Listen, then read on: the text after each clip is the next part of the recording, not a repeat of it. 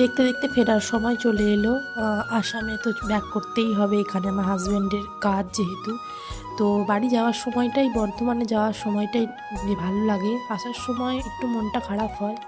তবে আসতেও হবে, আসামেও আমাদের ভীষণ আনন্দ হয় কোয়ার্টারে সবার সাথে।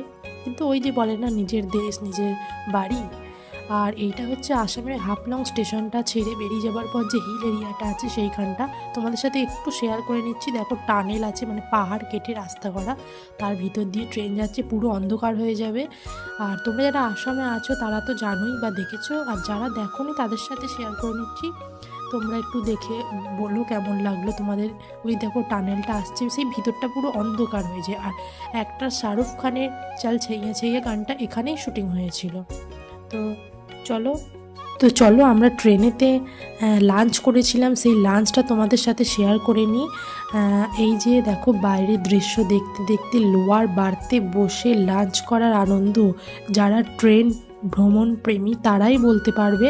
আর এখানে আছে মাছ, সোয়াবিন, ফুলকপি দিয়ে তরকারি, লেবু, আলু ভাজা, পাঁপড়, আর আমি একদম গুটিয়ে বসে পেরেছি।